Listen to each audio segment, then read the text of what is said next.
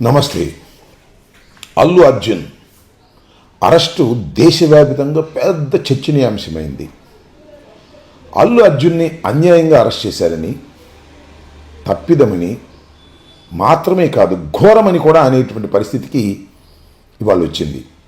తెలంగాణ ప్రభుత్వం ఏ తప్పు చేయకోకుండానే అల్లు అర్జున్ని అరెస్ట్ చేసి లోపల పెట్టే ప్రయత్నం చేసిందని, ఒక కుట్రపూరితంగానే ప్రభుత్వం వ్యవహరించిందని అందరూ నమ్ముతున్నారు.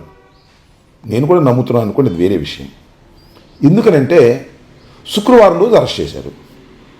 శుక్రవారం అరెస్ట్ చేయకూడదంటే, ఎప్పుడైతే జైల్లో పెట్టి 2-3 రోజులు నిర్బంధించాలని భావిస్తారో ప్రభుత్వం కానీ పోలీసులు కానీ, అలాంటి వ్యక్తిని శుక్రవారం అరెస్ట్ చేస్తారు. శుక్రవారం అరెస్ట్ చేస్తే శని ఆదివారాలు న్యాయస్థానాలకు సెలవు ఉంటుంది.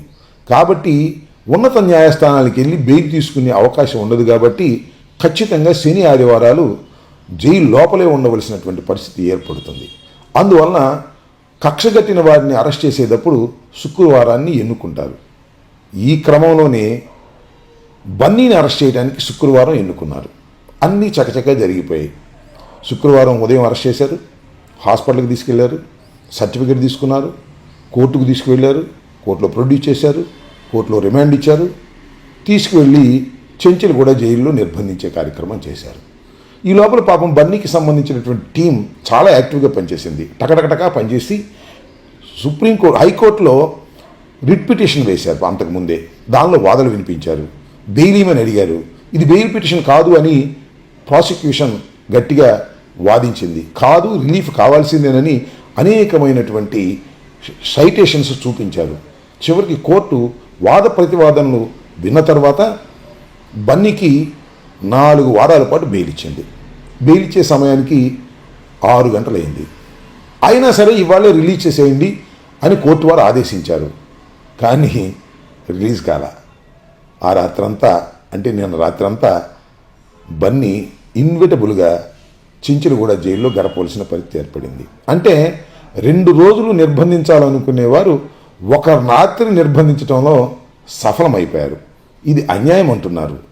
ఇది కోర్టు ధిక్కరణ అని కూడా గట్టిగా చెప్పేటటువంటి ప్రయత్నం చేస్తున్నారు. దాని మీద కోర్టు ధిక్కరణ కూడా మళ్ళా కోర్టుకు వెళ్ళాలని బన్నీకి సంబంధించినటువంటి న్యాయవాది బృందం నిర్ణయించిందని మనం అందరం కూడా చూస్తున్నాం. అసలు నాకు తెలియగలుగుతాను, బన్నీని అంత దారుణంగా అరెస్ట్ చేయాల్సినటువంటి అవసరం ఏముంది? శుక్రవారం అరెస్ట్ చేయడం ఒకటి, డైరెక్ట్గా బెడ్రూమ్లోకి వెళ్ళి ఆయన్ని అరెస్ట్ చేసే కార్యక్రమం. బన్నీ కూడా చాలా బాధపడ్డాడు. బన్నీ కాదు, ఎవరైనా బాధపడతారు.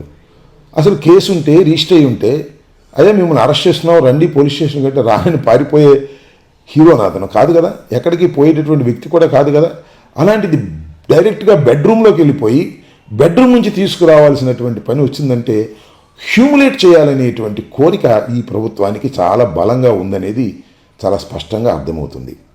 తెలంగాణ ముఖ్యమంత్రి రేవంత్ రెడ్డి గారిని మీడియా వాళ్ళు ప్రశ్నిస్తే చట్టం తన పని తాను చేసుకుంటూ పోతుందని చాలా పాత డైలాగు చాలా తాఫీగా చెప్పారు.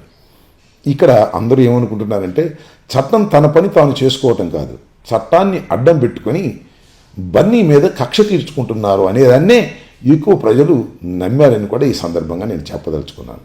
ఇది ఎలా ఉంటే మరో కోణాన్ని మనం చూడాలి. అల్లు కుటుంబం, మెగా కుటుంబం, వీరిద్దరి మధ్యన ఏదో గ్యాప్ ఉందనేటువంటి మాటలు చాలా సందర్భాల్లో వింటున్నాం. సినిమా రిలీజ్ అయినప్పుడు కూడా కొన్ని చోట్ల ఇది చాలా గాఢంగా వినిపించింది.